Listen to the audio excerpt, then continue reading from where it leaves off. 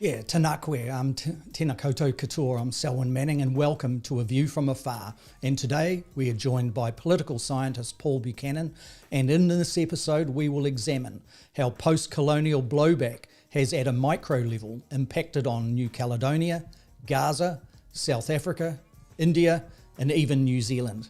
And at a macro level, Paul and I will assess how post-colonial blowback is a significant power giving rise to the global south and its worldwide influence in global geopolitics.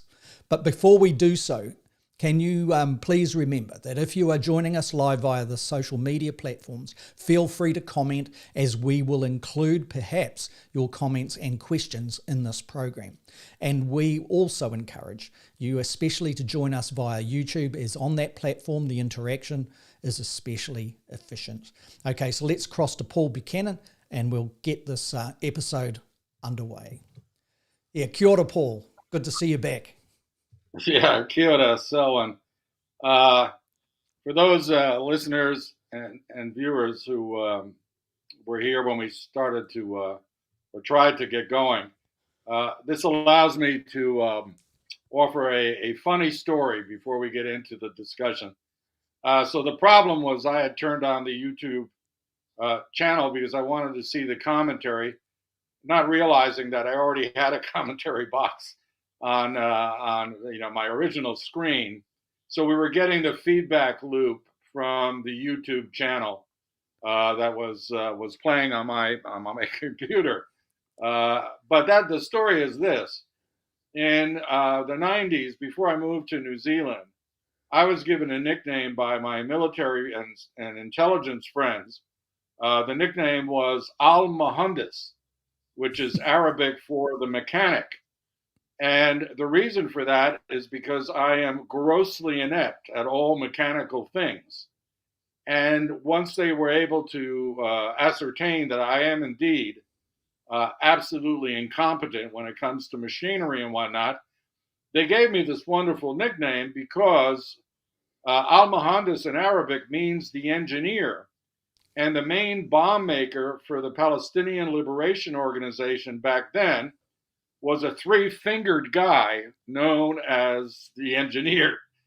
So in tribute to him, I was given that nickname. And fortunately, I was able to rid myself of it once I moved to New Zealand. But be it as it may, it's more proof of my technical incompetence. In defense of Paul, I would just like to say I was thinking how relieved I was that it was actually Paul's computer that was providing the feedback, because this system here that we're using, if the audio kind of goes out in that way, there's so many kind of areas to double check, and I thought it would be next week by the time we actually got back to you all. So with all of that said, Paul, let's get the program going, and once again really encourage interaction for those that are there. And if you're finding you're not getting through, like those on X or formerly Twitter, you might notice that any interaction that you do stays on that platform, and that's exactly what happens. So if you were and in the future come across to YouTube, you'll be able to really get interaction going in real time with us as we're going through the program, and that would be very, very significant and seriously cool. So Paul, let's look at this, and we're looking at, in the first instance, aren't we, the post-colonial blowback idea as a frame to start examining what is happening, perhaps some of those underlying pressures that are causing conflict and challenge in different parts of the world. And you'll take us through both the micro, like we detailed in the introduction, and the macro. So I'll just hand it over to you to guide us through, and I'll probably jump in occasionally as well. Oh, by all means, please do. Yeah, so, I thought particularly for our readers abroad, that this would be very helpful, because it struck me that the coverage of New Caledonia outside of the southwestern Pacific region has been really shallow and mostly focused on the evacuations of foreign tourists and the nationals of various Pacific countries, Australia, New Zealand, and France to some extent. And in thinking about it and about the plight of the Kanaks, the native people of New Caledonia, I began to think of parallels in post-colonial responses, which we then decided would be good to call blowback, based on the nature of the colonial experience and the nature of gaining independence. So I thought I'd start, before we get into the paired case studies, and just say some things about the nature of gaining independence or decolonization. Now, I won't get into the history of Latin America's liberation from Spain, but those involved wars of independence, and in some cases resulted in, fragile democracies. In most cases, they did not. They resulted in strongman, personalist rule, but that was from a different era. In the 20th century, we've had two types of colonial transitions. The first one are wars of independence, wars of national liberation, some of which have had Marxist ideologies attached to them.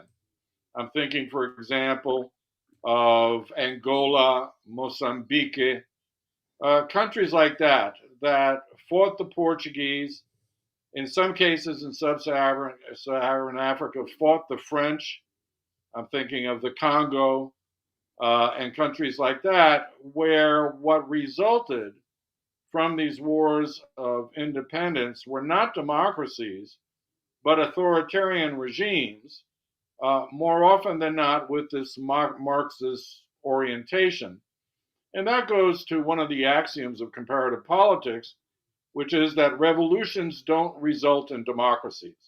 Revolutions replace authoritarian regimes with different types of authoritarian regimes, and it's the nature of the process. A revolution is a type of civil war. Civil wars are amongst the dirtiest of those wars, and so even if it was fighting the colonizers, these were countries that emerged into independence from many decades, if not centuries, of colonial rule. And so the hatreds were there. They were very strong, and authoritarianism in the result.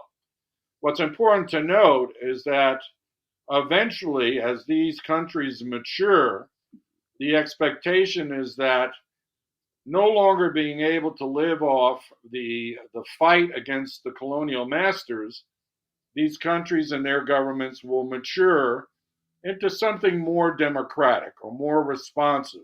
They can't trade on what they did. And I always think, for example, of Cuba. Cuban Revolution, was had a direct impact on the generation that was alive in 1960. But today, the generation that has been born since the 1980s, they don't know about the revolution. They don't really care at this point. They are worried about Cuba today. So all that revolutionary fire and brimstone that the leadership of Cuba still uses as rhetoric no longer sells at all. And the same is true for these post-revolutionary regimes, if you will, in sub-Saharan Africa. Then we have the processes of devolution, where the colonial power hands over power to a nationalist coalition. And our examples today are India and South Africa, even though there are significant differences between them. And the process of post-colonial consolidation involves something known as rotation in government. Again, one of the major rules in comparative politics is that a democracy is not consolidated until the opposition wins and then gives back power. So the idea is, we're going to talk about the ANC in South Africa. The ANC has ruled since the day apartheid ended. In this election this past week, it has now, for the first time, lost or achieved less than 50% of the popular vote. And so they're going to have to form a coalition for the first time in post-apartheid South Africa's history. That's considered a good move towards eventual full democratization of South Africa, but they're not there yet. And even though they've held elections, the fact that they've staged them so the opposition doesn't stand a chance is proof of the fragility of that quasi-democratic regime. So the general picture is that we had, and New Zealand is another example of a devolved post-colonial system with the little idiosyncrasies that we have here in New Zealand. So the backdrop is what, as I mentioned, we do need to think about the way in which these various countries achieved independence, because it has a lot to do, even if indirectly, with the behaviors that are seen today. Now, with regards to the case studies, we thought that it would be interesting to compare and contrast Gaza or Palestine with New Caledonia and the plight of the Kanakis. We're not going to talk a lot about Gaza because it should be pretty clear that the Israelis are basically settler colonialists. I don't think there's much discussion anymore about that. A regime that was fabricated for whatever justifications and imposed on Palestine. And now, because of repeated settler violations of various treaties, allowing Palestinians some degree of autonomy over considerable sections of their ancestral lands, we've reached the situation that we have today, pretty much a war by Israel on all Gazans because of Hamas's cross-border raid of October 7th last year. What many people don't know is a similar process is going on in New Caledonia. And it works this way. New Caledonia was a French colony for a very long time. It was an outpost in the Pacific, bigger than Tahiti, which is another French possession, that was used as a penal colony. And one of the little historical facts that maybe many people may not realize is that there are a lot of former, or the descendants of former French prisoners of the Algerian War now living in New Caledonia. So you can go to Noumea and you can hear Arabic spoken in Noumea because the descendants of the original Algerian prisoners have stayed, reproduced, intermarried, and they still speak Arabic. Now, what happened is in the 90s, there was a bloody civil war between the French colonialists and the native people known as the Kanaks or Kanakis. And a lot of the white settlers, who are known as Caldoches, so people born of French parents in New Caledonia, had very different views of how the country should be run if it were to achieve independence. The French do not want the Kanakis or, well, anybody in New Caledonia to achieve full independence. So what they've done is they've set up a system that they call sui generis, but a special status. And basically, the New Caledonians have their own government that is elected into office in upper and lower house, but they have some electoral, I won't say restrictions, but electoral nuances where Kanakis are given a certain percentage of seats in the local body elections to guarantee their presence. But when it comes to things like defense, the police, the bureaucracy, the education system, those are all French. I've been to New Caledonia. It's remarkable how French the place is. And for many years, moderate Kanaks, not to say that the militants are doing anything wrong, but moderate Kanaks, especially people who intermarried with Caldoches, saw the benefits of being associated with France. I mean, you could see it in their food. You can see it in their education system for a Pacific Island country is remarkably good because it's French. It's outright French. And then, of course, there is the issue that the French maintain between 5,000 and 8,000 troops in New Caledonia. That's where the French Pacific Army is headquartered, as well as a Air Force squadron and regular rotating visits by French naval vessels. So it's a very important possession for the French. Well, what's happened after a very bloody civil war, in 1999, the French agreed to hold a series of referendums leading to independence. And the first one would be held in 2009, and then there would be two others at future dates to determine the exact status of New Caledonia. And in the meantime, New Caledonia was allowed limited foreign policy powers. They're represented by themselves in the Pacific Island Forum and whatnot. Well, the first referendum, there was basically, these referendums are you for independence or not? It breaks down that easily. And the first one in 2009 was like a 54-46 split. I don't have the exact numbers, but it was around that margin in favor of keeping the ties to France. So the calls for independence were rejected. There were then two referendums in 2019 and 2021. There, the margins got a little wider in favor of retain the status of France. But there's a wrinkle to that. Since the Nouméa Accords of 1999 were signed, the French state has been encouraging migration by mainland French people to New Caledonia, in particular, military personnel, retired military personnel, and police personnel, to bolster up the population of white people in New Caledonia to keep that demographic imbalance in favor of colonial people and their descendants. Right now, Canucks make up 47% of the population. And that's why they have certain electoral privileges, if you will.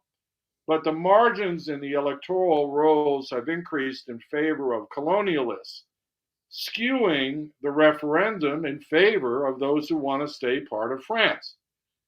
So there was a referendum again in 2019 and then 2021. And that's an interesting one because it was disrupted by COVID. When the COVID pandemic affected Canucks much worse than Caldoche. And so the Canucks asked for a delay in that third referendum so that they could get, because they are the core of the pro-independence vote. They're led by a political movement known as the Flinks. And they just needed time to organize because the Canuck population was decimated by COVID. The French state said no and went ahead. And so in that election, the pro-independence vote received less than 6%, and the pro-France vote won about 90% of that referendum. And so France said, okay, case is closed. You're staying with France, and that's the way it is. We'll draw up a new constitution for New Caledonia that reaffirms French rule, full stop. And that's what's happened this year, and that's what has triggered the violent demonstrations, because the new constitution takes away the electoral guarantees of the Treaty of Nouméa. And so now the Canucks will see their voting strength diluted inside of New Caledonia, while they're still subject to, if not the yoke, the heavy thumb of French colonialism. This is a colony of France in the South Pacific in an era where most other former colonies have gained independence. So the Canucks, seeing that there was no satisfaction through peaceful routes, took to the streets. And the French response has been repression. They've brought the military in. They've imported police from France And at this time, 8 people have died in the riots that have ensued. 2 of them police officers. And President Macron, who's now about to go into an election, so who knows what's going to happen, Macron promised to review the constitutional reforms that were enacted just in the last couple of months, seeing the Kanak response. But what I would say is this: the general lesson here is that when the colonial power violates the original terms of agreement, as the French repeatedly did with this migration policy, and they're not allowing the Kanaks to organize well for the 2021 referendum, or the Israelis illegally settling and occupying Palestinian land over and over and over again, in spite of the 1967, 1973, and Camp David Accords, then you're going to get violence. You're going to get the violent response of an oppressed and restive people. So what animates me is that the West tends to focus on what are considered the sins of the Palestinians or the Kanaks, whereas I think a more balanced review would say that this type of blowback is because the colonial power will not agree to a compromise that allows people to live in peace. It reminded me, because I had to correct a know-it-all person out here where I live, who was harping about democracy. Unfortunately, was harping to me and the political science wife in my house, who happens to write about democracy and teach about democracy. And I pointed out that democracy is a system where no one gets everything they want all of the time. So you go for something called the mutual second best. If you want to do game theory, it's Pareto optimal in order to have the mutual second best. No one can go further without hurting other people. And so we agree to that mutual second best. And in this instance, none of that has occurred.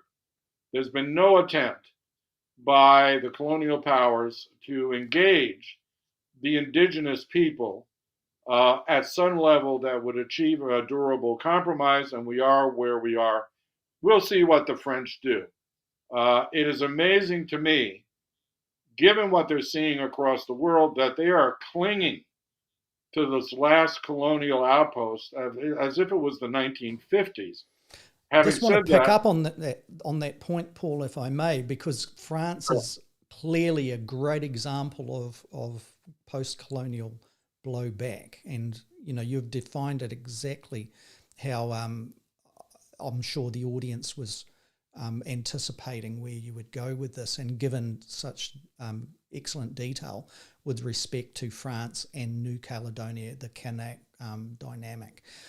Let's stay with France. Let's look at this from an acknowledgement that in large form, France is experiencing a post-colonial national identity.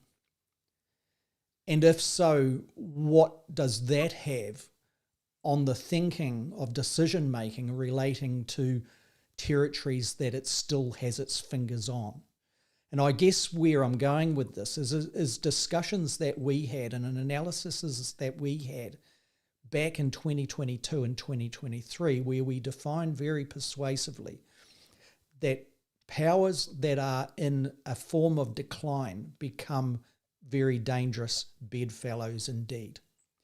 And I'm wondering whether or not we are seeing two powers of influence happening in the New Caledonia context. That we've got the aspirations of a post-colonial country like New Caledonia thinking, no, we are on the road to independence. And we are seeing that push of identity and independence in that respect on the streets of Noumea. But we're also seeing an overreaction by France because of its own perceived decline as a country of status in the post-colonial period that it is transferring to.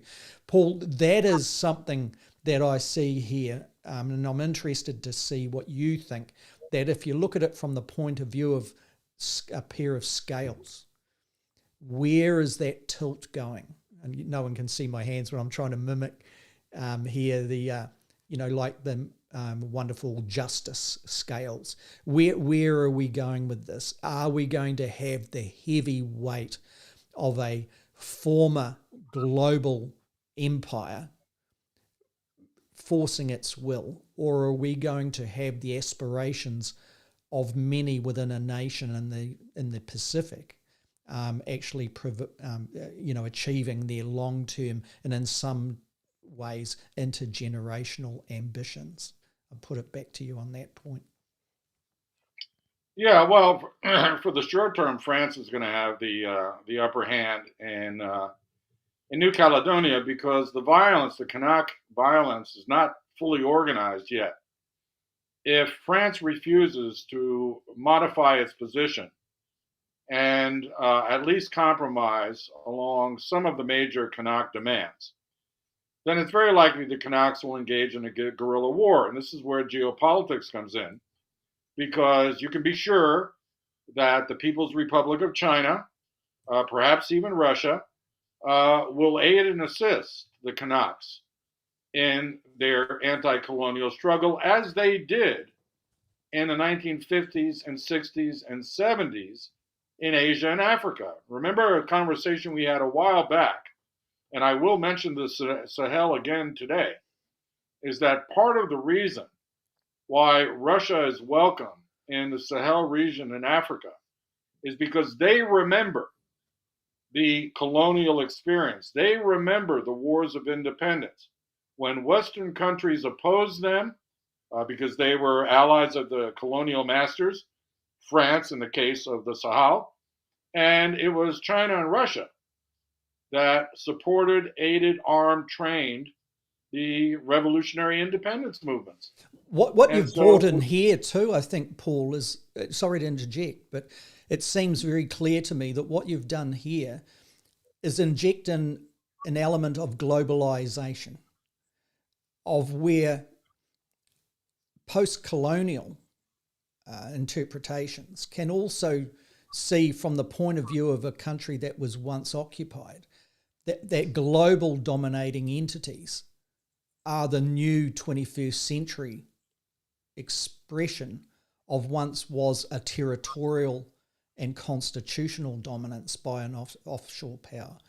So I guess, what we're talking about here, putting it in a different way, but speaking to the same point, is that the West, led perhaps arguably by the United States, you've got the Anglophone countries like Britain, Canada, Australia, New Zealand, all holding hands in some sort of configuration there. Many other countries in support of that, dominating the old global world order, the international law frameworks, that all of these things seem perhaps for those that are experiencing aspiration in a post-colonial period as representation of post-oppressions. And so it's not necessarily just like in the French and New Caledonia experience that we're witnessing here of a post-colonial conflict period or one of transitional change, but one of, once again, getting back to this non-geographical border expression of what is perceived by many as a dominant factor in the world that they are resisting to. Is that another element, like a third tier of what we are witnessing at the moment? Well, I guess I find it somewhat hard to believe that the French are clinging so hard to New Caledonia as I'll give them the benefit of the doubt, as a quasi-colonial possession. Now, on the one hand, I understand. They consider themselves a French bulwark against the People's Republic of China's expansion into the Southwest Pacific. And they are welcomed as such by the Australians, by the New Zealanders, by the Americans, It's part of that picket fence to surround the PRC's maritime ambitions in this part of the world. I totally understand that. On the other hand, what part of decolonization do the French not understand? They've been kicked out of Africa in most places. There are few possessions in the Americas. They got kicked out of that. They've been kicked out of Asia, with considerable loss of life, and yet they cling to this. And mind you, New Caledonia has a different legal status than does Tahiti, French Polynesia. That's a whole other kettle of fish that the French have decided to sort of hold on to. And I think, don't you attract more bees with honey than vinegar? Wouldn't cutting a deal with the Kanaks, again, the native people of New Caledonia, where they have a considerable degree of autonomy, wouldn't that work better? I mean, I don't see the Kanaks abandoning all of their French connections. Again, their GDP per capita is higher than their neighbors. They're the fifth largest nickel producer in the world, and the Kanaks have been earmarked, at least in the northern province, a certain percentage of post-profit revenues from the nickel mining. And obviously, this civil war or this civil conflict has really affected investment in nickel in New Caledonia quite dramatically. So, it's having a deleterious economic effect. But I just don't understand the French rationale, because they're on a hiding to nothing. And they can look over at Gaza as being instructive. Heck, they could look over at Algeria, at Tunisia, and understand this is not going to end well for the French. And I'm not even getting into the bloodshed if it starts going into the Caldoche population. Again, if a guerrilla war breaks out, A, the French will not win it, and B, the price to try to cling to this possession will be exorbitantly high. So they can go sooner. They can.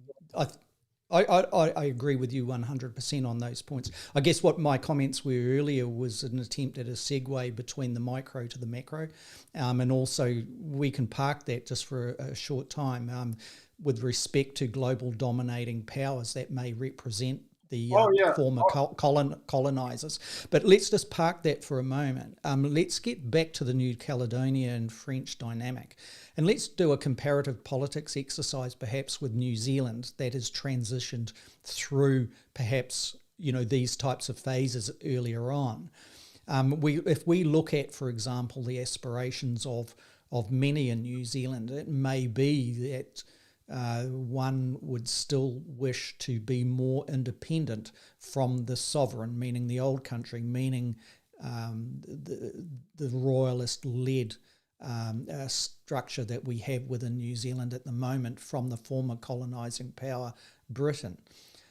Now, if we look at that within our own legislature, and you will have seen recently the call for many on budget day from Te Pāti Māori for some acknowledgement, or at least putting the flag up and saying, we are not static within this current structure. We want to stride forward here toward perhaps a more politically and also legislatively structured biculturalism at its base. And then you've got the conflicts within New Zealand too. Like I'm clearly a Pākehā New Zealander, one who originates from old Europe, in my case, Scotland and Germany. But if we look at that from the point of view of the Treaty of Waitangi, Tiriti, now that adds another complexity. I think many within the New Zealand context in a Pākehā kind of skin who may aspire to independence totally, whether it be judicially, legislatively, executive government-wise and every other way. There's a challenge there perhaps from Māori, where Māori through the treaty has a direct relationship to that crown. Pākehā New Zealand doesn't necessarily have that. And Māori equation, in my view, doesn't have a relationship necessarily with Pākehā. So there's a conflict and clash over what would post-colonialism look like in a New Zealand context if that was to break down those treaty frameworks that are enshrined in law. So what could New Caledonia pick up from a New Zealand experience, perhaps on the steps toward where we are, and perhaps even stride ahead of New Zealand, if they are successful in arguing a case that is able to be achieved, where France acknowledges the aspirations are in mutual interest between France and those Kanak who represent independence in New Caledonia at this time? Yeah, well, in a short word, although the circumstances are very different, what is needed in New Caledonia is going to be a New Caledonian version of the treaty itself to replace the Noumea Accords, in which a grand bargain is struck between the French state and the Kanak nation. We have to remember that the referendum that were considered to be free and fair favored the pro-France coalition over the independence coalition anyway. So it's not clear that Kanaks will vote overwhelmingly in favor of independence because they know which side their bread is buttered. And but a treaty that accords them the rights and privileges that they believe they deserve. And remember, Kanaks are not monolithic. There's moderates and militants and urbanites and like rural people. So they're a mix. But it still comes to that point, doesn't it? Where your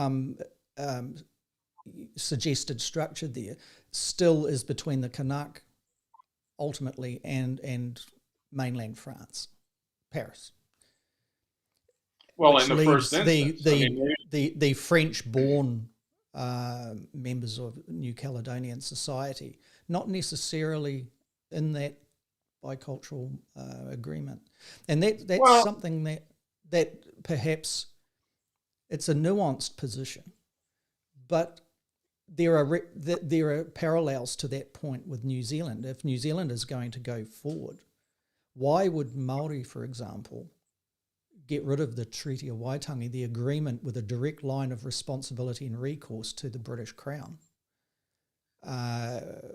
Why would they give that up to have a relationship within a country like New Zealand with just the Pākehā, which, by way of population are the majority and express themselves through the legislature, but don't really have a direct line as such of responsibility and relationship between the Crown and Māori? I mean, I think this is one of the areas that has become more clear in Māori politics in recent years, is an identification that their recourse, their beef, if you like, is with the Crown as opposed to Pākehā New Zealand. Now, I'm just wondering whether or not there's a way through that New Caledonia could, or is it a step that they have to take before they look beyond that? Yeah, I think there is. But let me do this, Selwyn. Let me talk about the other post-colonial transitions, that is the devolution in South Africa and India, because I think it speaks to New Zealand's experience very well, and we can extrapolate a little bit with regards to New Caledonia. Basically, and again, I'll just keep it very broad. We have the ANC lose, did not win more than 50% for the first time, now needs to go into a coalition government, will more than likely form that coalition government with Jacob Zuma's party. He's the former president who was jailed for corruption, now has his own party because he could not run under the ANC banner. But he's sympathetic to them, so they'll be able to form a coalition, but it's a tick of the clock towards rotating to an opposition party at some point. That's the good part. There's a similar thing going on in India, and Narendra Modi, his party did not get 50% of the ballot. He too will have to enter into a coalition. He will do it with nationalist factions. But it's a chink in his armor, if you will, because he used to win elections outright. And here's the interesting thing. In India, the people who voted against Modi and his party were Muslims. There's 300 million Muslims in India, and he vilified them. He called them infiltrators, right? He's a Hindu nationalist, and he's trying to make India an ethno state, a Hindu ethno state. Well, Muslims in India have the right to vote, and they didn't take kindly to that. So he lost enormous amounts of votes because of this religious scapegoating. And I find this fascinating, he reaffirmed traditional Hindu notions of caste. So lower caste Hindus voted against that because they too have the vote. So for the audience's benefit, think caste. Sorry about my accent, but and think class. So in a raw sense. Yeah, and you're actually pronouncing it correctly. I'm Americanizing it. It's in many cases, lower class status equates to lower caste status. So your socioeconomic class level is low because of how you were born, the caste you were born into. But in some cases, people have limited upward mobility. The key for us right now is that the lower castes voted against Modi because they didn't like where he was going with his definition of Hindu nationalism. It meant subjugating them. And I guess the idea that he had was as long as he kept people in ignorance and poverty, he could give them the vote because they'd be easy to manipulate. But in this day and age, with social media working in all sorts of directions, he wasn't able to control that narrative. And so now, for the first time, he's having to deal not only with having to form a coalition, but with the fact that his project has been repudiated by a very large number of Indian people. I mean, he lost whole provinces, whole states in India, and he's got to think of that. But and then in Africa, the basic bottom line was corruption and incompetence. The ANC has become a trough feeding machine that does not deliver goods and services. The promise of liberation and a African controlled South African state has not been delivered. And here's where I'm going with this.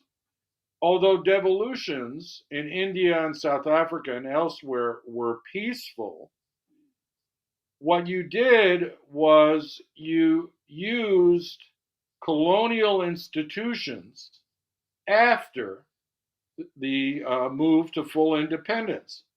The parliaments, the legal systems of India, as well as South Africa, are all made in the British model. And if you know how to play the colonial game, you will benefit from having that knowledge. And so, one of the things, touching on the global South, is that people are starting to realize that colonial institutions may no longer serve a useful purpose this far down the post-colonial road. And that's where I would tie it in to the rise of the global South. What I would say is this. These movements, be it the violence in Gaza and New Caledonia or the electoral turn against long-established political parties, is the grassroots movement of the rise of the global South. It's a movement against colonial institutions. And here's where we get down to Maori in New Zealand. You know, many people may not be aware, but we've had a long period of peace based in the Treaty of Waitangi, where the Crown, as Selwyn has said, cut a deal with various Maori iwi on land possession and the sort. And it didn't all, sort itself out immediately, but it is the foundational document of the land. Well, now, Maori activists, because certain right-wing parties in New Zealand are attacking the treaty for what it granted Maori in exchange for achieving peace with the Crown. Right now, these revisionist right-wingers want to remove certain rights and entitlements accorded to Maori under the terms of the treaty. The blowback from Maori is to question the whole colonial structure. And it's been remarkable to see Maori politicians from Te Pāti Maori, which used to be called the Maori Party, but they decided to heck with the English name. They've also gone from a centrist party that one might say was assimilationist now to a more radical progressive party that, if anything, is separatist. And I don't say that in a bad way. But what's happened is Te Pāti Maori, they're questioning colonial institutions. They're questioning Parliament, the value of Parliament. Why are we sitting in these old English institutions when newer institutions that are made for and by us, not for and by the colonial master, maybe they would serve our interests better? And if you just look at that point from those that are listening that are coming in to the program from further afield than from New Zealand, what was said there was basically on budget day in New Zealand in the legislature, you had the leaders of Te Pāti Māori standing up and they're saying, listen, if such and such a percentage is being applied to this particular part of provision in New Zealand society, and they said, for example, in corrections, the cost of running the prisons and the corrections systems within New Zealand, rehabilitation of which the leader says, what a cheek that you're intending on rehabilitating us, which I thought was just fantastic speech in the House, really. But what they were talking about was if there is a percentage of Māori that are the recipients of such funding, we'll give it to a separate Māori entity, a separate parliament, if you like, on the basis of percentage resource. So it was an interesting move from the point of view of not excluding the Pākehā-led or the Crown-led, which would be more important to say, legislature and executive government in New Zealand, but having a separate legislature run by Māori for Māori. And perhaps then there's some sort of movement toward co-governance where it's in its burgeoning stages, this particular idea, one would argue. So we're not too sure on where the taxation, resource and transfer of wealth would take place, one would presume within the executive government structures of the Crown-led entity. But look, Paul, before I hand back to you, there's a man called Stephen Lennon who's made a couple of comments on this, and exactly in the heart of what we're talking about. I'll bring it up on screen and I'll read it. Stephen Lennon writes, Pākehā in New Zealand hold all of Māori land through various means, mostly underhand tactics. You can't separate this fact with the Treaty of Waitangi. Stephen's quite right, that much of the land that the Crown owns or Pākehā New Zealand privately owns was taken from Māori in past generations, and some would say legal frameworks of recent generations, against Māori's interests and against their will. I think this is what I was getting at earlier, that recourse for such grievance through the Waitangi Tribunal or the Treaty of Waitangi is a direct line of recourse between Māori who feel aggrieved about these instances and to the Crown. If there was a move beyond New Zealand structures toward independence, full independence, the challenge in my mind at the moment is an unanswered question. How does Māori assert an equal status at the very least in this particular country and its jurisdictions with Pākehā New Zealand that is like this huge dominating body but does not necessarily have recourse back to the British Crown on issues relating to grievance? So those areas, I think, are an interesting part in the post-colonial trajectory or journey of countries like New Zealand that have reached this particular point, that this is acknowledged that it's not the zenith and the utopia that perhaps many would like to assert it is. And we see within the Pākehā or the Crown-led legislature pushback, as Paul has identified in his messages just prior to this, where an erosion and a politically intended erosion of Māori position in society, its ability to take what is rightfully its own back, or also from the point of view of distribution of social provision in the very least, back into its own. So it's an interesting kind of point. That's where I was coming from, Stephen, to speak to your point, and also to your point before I hand back to Paul. That's the background of what I was talking about, where you say, and Stephen Lennon writes here, the perpetual leases on Māori land is also a one-sided issue that Pākehā control. This one law for all doesn't exist in this scenario. So, I acknowledge what you're saying there too. Back to you, Paul. Sorry. Yeah, it's interesting because you got me thinking about tripartite agreements. So in New Caledonia, it could be between the French state, Canucks, and Caldoche. Here, it could be between the Crown, Pākehā New Zealand, however that's represented, and Māori. I see more problems because Māori, again, are not a monolith. There's a lot of differences of opinion in Māoridom. There's a lot of competition amongst Māori elites. But I think the broader point, at least that's where I was headed with this, is remember a couple of weeks back we talked about the moment of friction. We said it was an inflection point. Now, I still believe that, but what I think is happening is we are now having the first significant questioning across the board of post-colonial institutions, basically white European institutions in countries that are, if not always brown or black, increasingly brown or black. And that, I think, as I said earlier, for me is the grassroots movement of the global South. It's not just about the BRICS. It's not about Russia, India, and China leading the global South. I think the more important dynamic is what we're seeing here.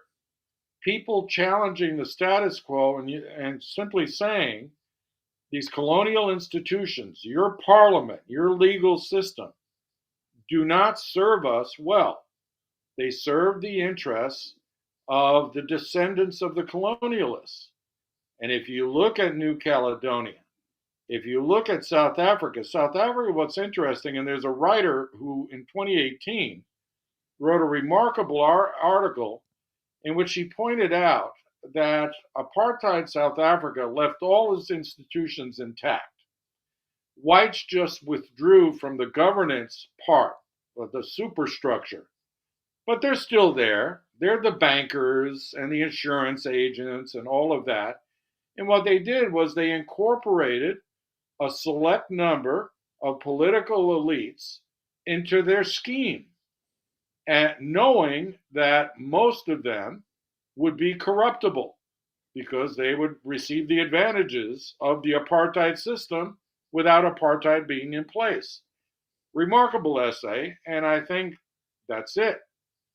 It doesn't matter if you change the color of the politician, if the structural underpinning, economic, social, legal, institutional, remains as it was before independence, then you're going to have skewed outcomes when it comes to policy by design. These institutions were designed for a different era and a different dominant class.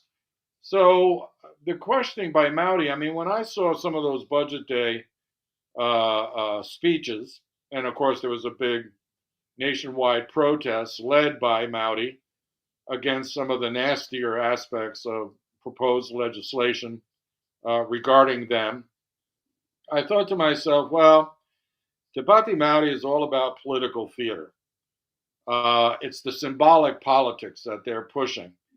And at first I thought, yeah, but it's generating a backlash amongst the other parties. They're not even getting a lot of support from the Greens, so I'm not so sure that that this is going to end well. They might be pushing too hard too soon. The more I think about it is the current leadership of Threat.Technology simply don't want to play the white man's game. I mean, it's as simple as that. They're like, you can take your pocket institutions and shove them. What we're saying is we want a revamp of the system as given, which includes an independent Maori parliament. Now, unfortunately, as you were describing this, what came to my head was, very unfortunately, United States tribal authorities. Uh, I lived in the desert Southwest.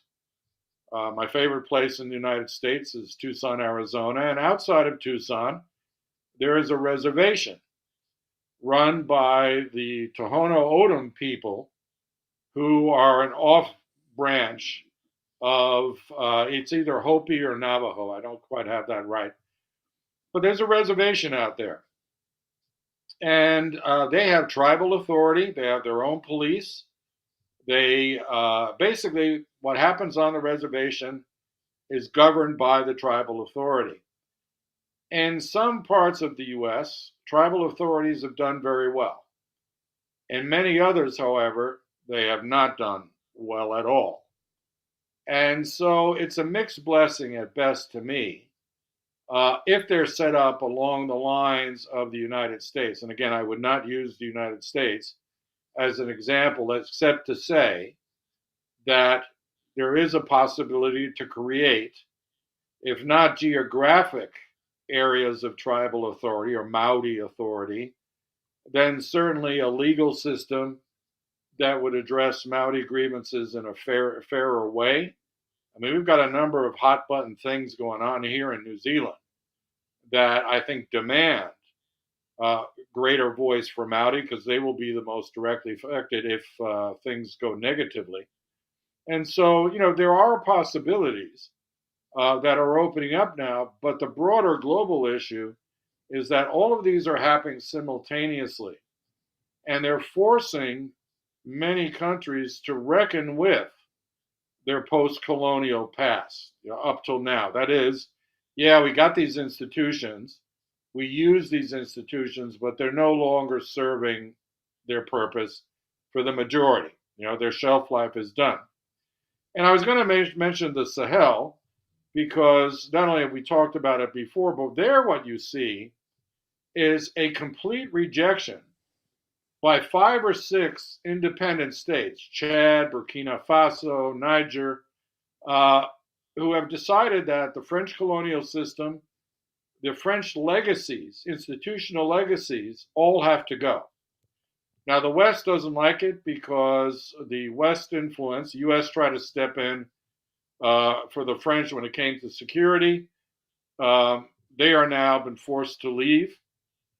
And so what's replacing them is Russians providing security and the Chinese providing trade and economic benefits. The West doesn't like it, but now we've got a regional grassroots movement led by military authoritarians, to be sure, but which is rejecting the West as a concept, again, as a construct of how things should be organized. And I think we need to dwell on that, because that's where the global South is coming from.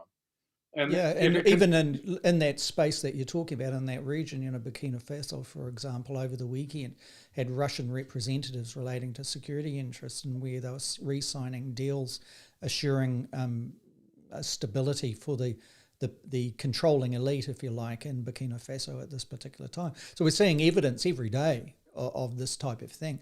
I wonder whether or not, in post times, and this is an area where I know very little about, Paul, but I know that you do, in past times where there was pushback perhaps on what we were identifying at the moment from whether it be indigenous interests or ideological alienated interests within countries, whether or not it's the aspirations, even working class against the controlling elite type of dynamics in the 1960s, 1970s, where ideologically there was a divide and pushback perhaps with on the more imperialistic, perhaps Western leaning influences within many countries of the world. on the bipolarity between the old communist blocs and the Cold War structures, and this we've seen this legacy perhaps of many within a country resting on those principles and aspirations of once was perceived a left movement. That with the phenomenon of the global south rising, we may see a transition perhaps intergenerational that starts to actually see a demarcation again in this respect with indigenous aspiration within class aspiration within countries like New Zealand, like in New Caledonia, and a slightly smaller population footprint, but against those perceived imperialistic Western influences of which many would perceive are in their dissension. And I'm talking about the old Western-led order around the globe, and we've covered that in previous generations. So we're seeing much that is transitioning at the moment. I'm trying here to see whether or not where different influences within society came from in the way that they would express what kind of frames to where we are now of what we are seeing starting to shape within the last 18 months, 2 years. Well, you bring up some interesting points because what we may be seeing is what I call the third wave of indigenous socialism. I've written a bit about indigenous socialism in Latin America. I was thinking those days about Hugo Chavez, Evo Morales, the pink tide of the early 2000s. But there's been several waves where indigenous socialists, that is, organic people not trained in Moscow or Beijing, people who come from the streets, come from Argentine universities, speak about redistribution of wealth, because we have to be very clear. With the exception of some of those revolutionary regimes, like those in Angola and Mozambique, of the late 20th century, most post-colonial societies are capitalist societies. And so even if you change the leadership and you change the color of the leadership, they remain capitalist societies. And as soon as some of these leaders get a whiff of what can come to them by playing the game, as you said, the imperialist game, that's what they're going to do at the expense of their fellow citizens. We see it a lot right now in Latin America. I just finished writing a piece for a Latin American social science journal in which I was describing, the irony of Latin America is it's never been as wealthy as it is now, thanks to mostly Chinese investment in the primary goods sector, and yet it has never had the problems of crime and corruption that it has now, because that wealth is not trickling down. It's being misappropriated by greedy elites. And the Chinese, their business model is just paper the pockets of whoever and let's get on with business. They're not worried about accountability. That's for the local government to worry about. So I think in response to all of that, and not to single out the Chinese, be assured that certain Western companies, I'm thinking Rio Tinto, have less than salubrious records when it comes to their investments in primary goods around the world.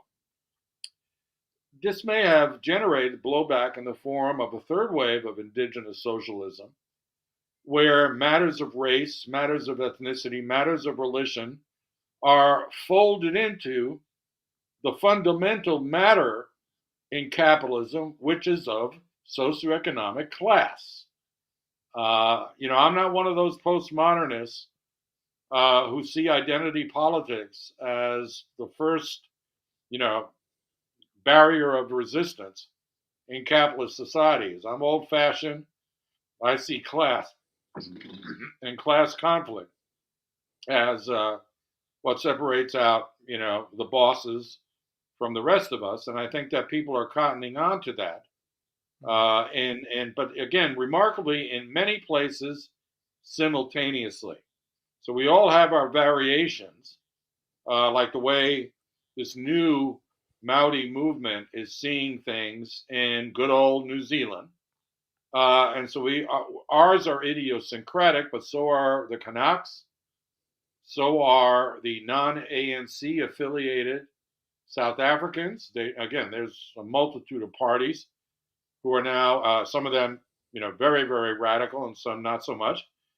The point is, there's been this rediscovery of indigenous agency, right? That we are in control of our destiny, but we have to throw off the shackles of colonial institutions that have endured during the post-colonial period. Now, there's one major problem with this, Selwyn, and it's not indigenous socialism. As you will have seen from reports just out in the last few days, Europe has taken a turn to the right, a dramatic turn in those European parliamentary elections, to the point that it's forced a snap election in France. The right is ascendant, and it's riding a wave of anti-migrant sentiment, and those migrants come from the very places we're discussing. That turn to the right is also very strong in the United States and Canada.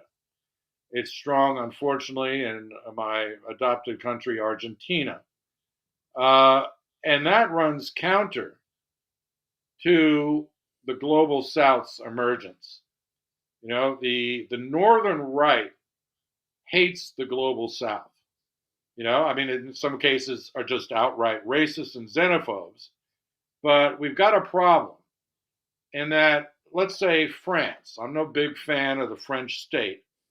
But if we think Macron is being obstinate in dealing with Kanaki, quest for autonomy, if not independence, what happens if his party is removed from power and Le Pen is installed as president of France? This is going to go south in a hurry. The repression we're seeing now will be nothing. To his credit, he did not use his 5,000 to 8,000 troops. He kept them in the barracks and brought out police and gendarmes from France to do the repression, but that's an option.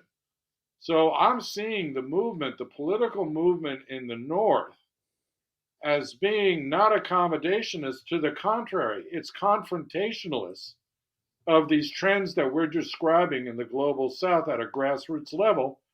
That doesn't augur well, at least for over the short term, for peaceful resolution of any number of disputes of this sort. Paul, let's move toward wrapping this up. Great points there. There's a comment that has come in that is really great too. This comment is from Tamatera Curtis, and the comment is, and I'll read it out for those that are listening. Do you guys think Māori can be global leaders of decolonisation? Can Māori use this leadership in a way to decolonise the rest of the globe effectively and peacefully? End of quote. Now, as a framework, I think, Paul, if we look at that as a framework of what we are seeing evolving within the legislature that exists in New Zealand at the moment, particularly the position and the advance that Te Pāti Māori has taken, do you see structural frames here that can be exported to those that aspire to similar principles offshore? Yes and no. I'll start with the no. For Te Pāti Māori, or Māori as a movement, a liberation movement, right? We'll try to give the proper due. On a global level, they're going to have to take an interest in foreign policy. What's remarkable is Māori only talk about themselves, and in some cases display ignorance of the variety of indigenous people that exist around the world. And I wrote an article, a scholarly article, earlier in the 2010s on New Zealand foreign policy, and as part of my research, I found out the only thing the Māori Party cared about was indigenous rights. But without knowing, let's say, for example, the full issues at play in the confrontation of the Mapuche nation in Chile with the Chilean state. There's a lot of nuances. And so I think the first thing you do if you're going to exercise global leadership, is learn a little bit about the world. Having said that, the yes comes from the fact that as far as the world is concerned, and those who actually take an interest in indigenous people, because let's be very clear, there's a whole lot of folk who could give a darn about indigenous people, and they tend to be in positions of power in northern places. But having said that, Maori are known throughout the world as the people who were not conquered. The British had to cut a deal. They were not like Aboriginals, hunted down, displaced in the measure that they were by the early British settlers in Australia. And so Maori literally have mana. For those who don't know the word, it's, what would it call, aura, status, those are the sort of thing. Because they've never been conquered. And you and I both know that the history is a little grayer than that in the years after the treaty was signed, but that's something that I think Maori can trade on and say, it was by force of arms that they forced those British to come to terms. And then, like so many indigenous people, they learn that many white men speak with a forked tongue, and that what they were promised was not delivered or was taken away. And you can certainly talk to American indigenous people about that particular subject. But I think that if Maori leaders learn about the world and not just, glad handing other indigenous leaders at a conference on the Amazon, but actually get out there and see the variety of indigenous folk. Indigenous folk, let's say like the Uyghur, things of that nature. And they couple that with their special status as an unconquered, undefeated nation in the post-colonial world. Yes, they could. I'd hate to say that. I'll just come in on that affirmative as well from my observations. I think I purposely contained it to the Te Pāti Māori leadership because we'd been speaking about that. Let's broaden it out. The previous New Zealand Minister of Foreign Affairs was a Māori woman from the Mahuta royal line, from right in the heart of what many would refer to as Tūranga Waiwai, or a place to stand, a place that represents the representation of Māori leadership in many respects. And we saw basically a challenge early on in her foreign ministership, Nanaia Mahuta's foreign ministership, where she asserted Māori culture into a description or definitions of expressing foreign policy. And it raised the eyebrows of many. And I thought at that point that there were significant leadership principles that were being expressed beyond frame to others in countries of which there were aspiring Indigenous leadership at executive government level. So I think that if there was stability within a country's executive government identity and expression in such ways, and a continuum was able to be achieved, that there would be, and would through necessity, be a great opportunity for Māori leadership to express a way for others to latch on to. And I think we've also seen in recent times, in recent decades, the benefit of language. If Māori had one area where it really showed other Indigenous peoples on how to maintain identity and perhaps political power, influence economic structures as well, it was through the preservation of language.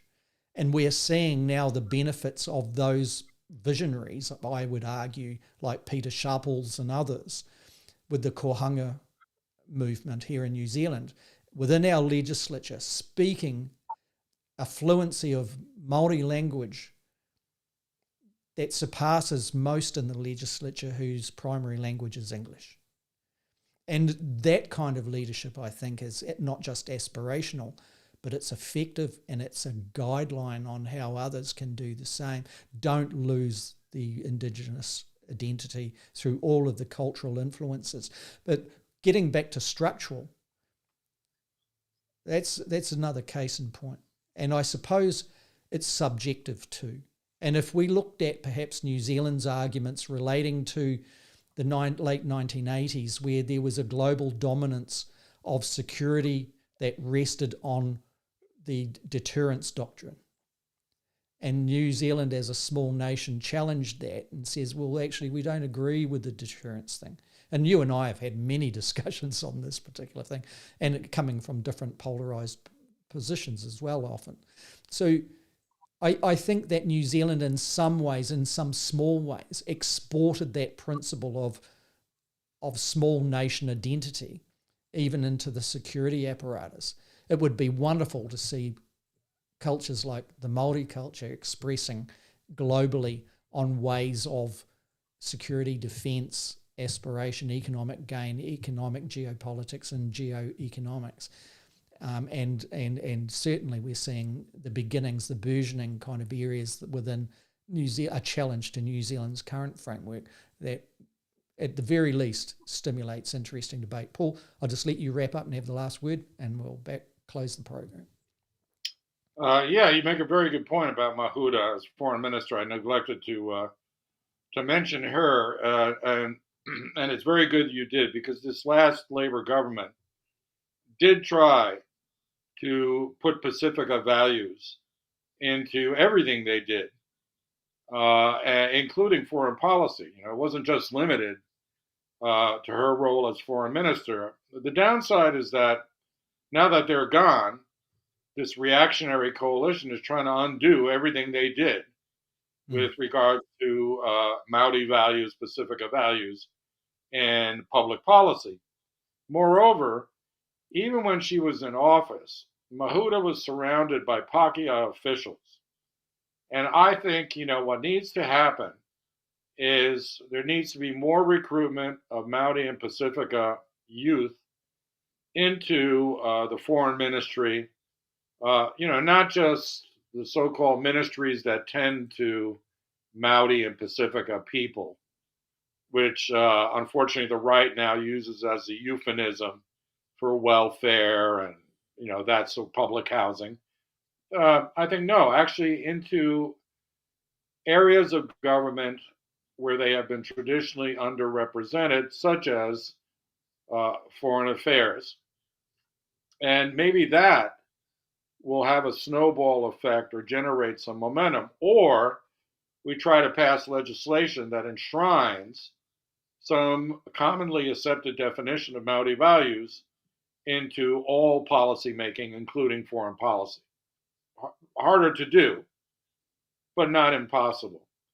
But I think that we need to understand fundamentally is we are at this inflection point, both nationally here in New Zealand, but throughout the world, where what was good for the West is no longer considered good for the East, or what was good for the North is no longer good for the South. And so we are at an inflection point where there will be challenges to the institutional order, both macro and micro. And if we want peaceful resolutions, and I'm assuming, I know you have that outcome in mind, I would imagine most of our listeners do, then we've got to find avenues of moderation and compromise, not confrontation. And yet the political dynamics of the moment seem to be exactly the opposite of that. So we shall see.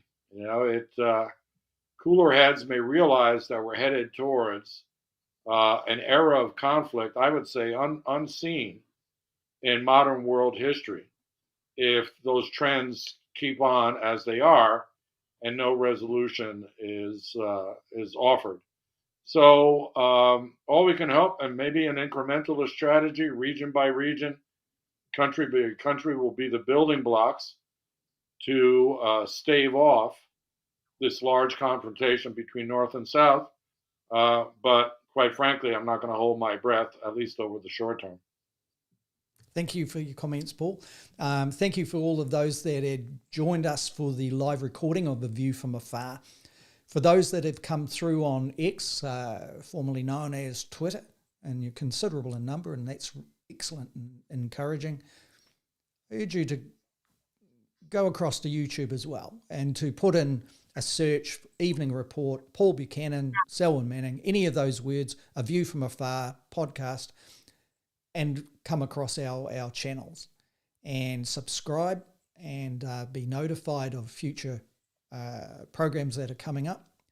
And also on that platform, all of your comments and interaction can be included in the program. So I encourage you to do so. Thank you for your time and your patience at the beginning of the program. Really thought that the audio issues that we had might lose significant audience, and I'm quite heartened to see that the live audience numbers have held up. And for those that are going to be listening to this on demand, thank you for your patronage. That's just superb. In a couple of weeks, you'll see us back, and we look forward to bringing you another series of issues that we will deep dive down into and provide perhaps an underlying significant difference to a lot of the programs perhaps that you are more accustomed to seeing on your television and traditional media. Ka kite anō, take care, and we'll see you again very soon. Goodbye.